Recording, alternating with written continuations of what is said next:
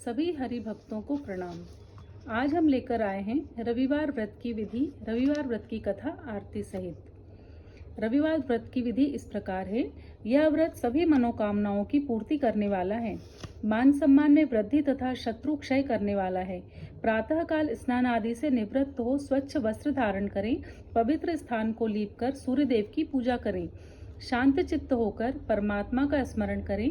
भोजन एक समय ही करें, तेल व नमक युक्त भोजन ग्रहण न करें। भोजन तथा फलाहार सूर्य अस्त होने से पहले ही कर लेना चाहिए। यदि भोजन करने से पूर्व सूर्य छिप जाए तो दूसरे दिन सूर्य के उदय हो जाने पर अर्घ्य देने के बाद ही भोजन करें।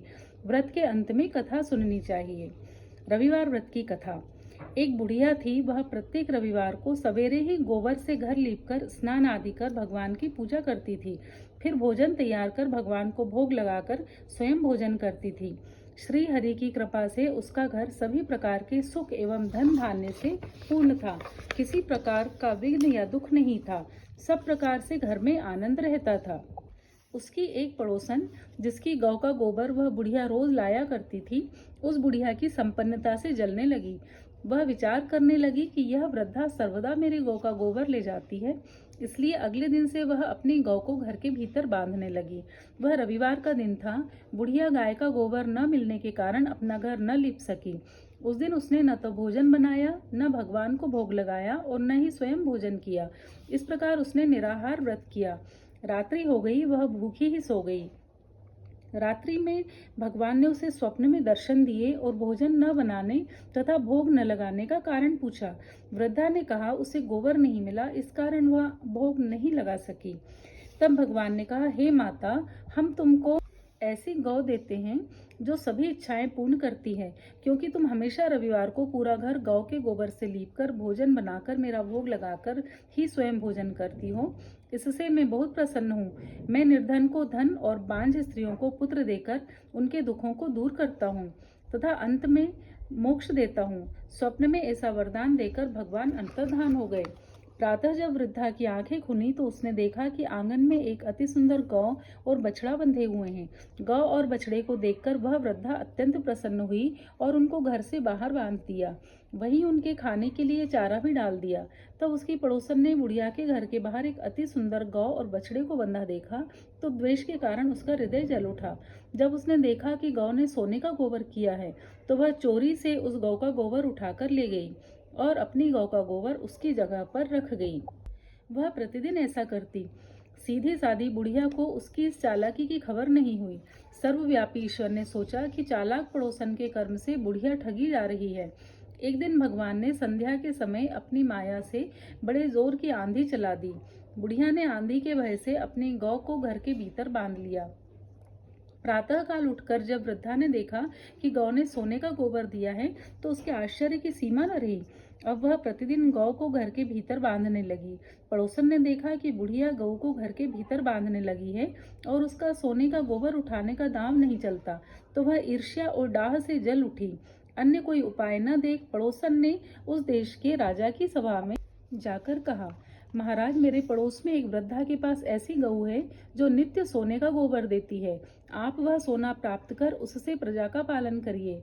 वह वृद्धा इतने सोने का क्या करेगी? उसकी बात सुनकर राजा ने अपने दूतों को वृद्धा के घर से गऊ लाने का आदेश दिया। वृद्धा प्रातः भगवान का भोग लगा भोजन ग्रहण करने ही जा रही थी कि राजा के कर्मचारी गऊ खोलकर ले गए। वृद्धा बहुत रोई चिल्लाई, किंतु राजा के कर्मचारियों के सामने कोई क्या कहता। उस दिन वृद्धा गऊ के वियोग में भोजन न कर सकी और रात भर रो रो कर ईश्वर से गऊ को पुनः पाने। राजा गऊ को देखकर बहुत प्रसन्न हुआ, लेकिन अगले दिन सुबह जैसे ही वह उठा, सारा महल गोबर से भरा दिखाई देने लगा। राजा यह देखकर घबरा गया।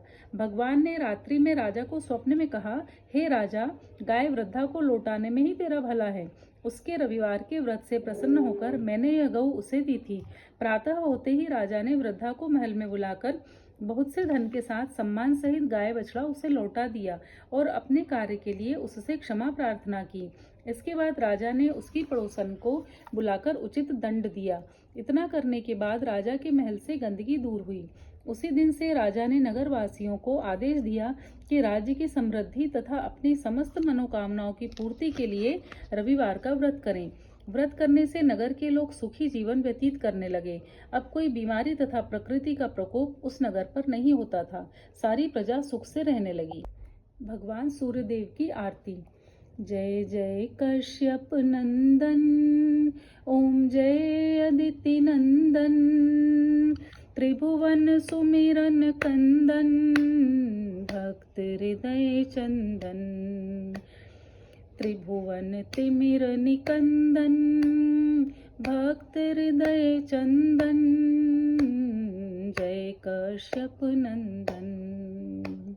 सप्त अश्वरथ राजित एक चक्रधारी, दुखहारी सुखकारी, मानस मलहारी, जय जय कश्यप नंदन, ओम जय अदिति नंदन, त्रिभुवन तिमिर निकंदन, भक्त हृदय चंदन।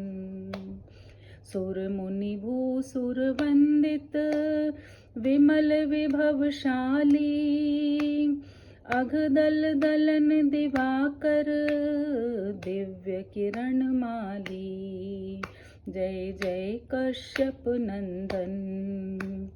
सकल सुकर्म प्रसविता, सविता शुभकारी, विश्व विलोचन मोचन, भव बंधन भारी, जय जय कश्यप नंदन। कमल समूह विकासक, नाशक त्रयतापा, सेवत सहज हरत अति, मन सिज संतापा, जय जय कश्यप नंदन। नेत्र व्याधि हर सुरवर, भूपीड़ा हारी, वृष्टि विमोचन संतत, परहित व्रतधारी, जय जय कश्यप नंदन। सूर्य देव करुणा कर, अब करुणा कीजे, हर अज्ञान मोह सब, तत्व ज्ञान दीजे, जय जय कश्यप नंदन। सभी भक्तों पर भगवान सूर्य की कृपा ऐसे ही बनी रहे। जय श्री हरि।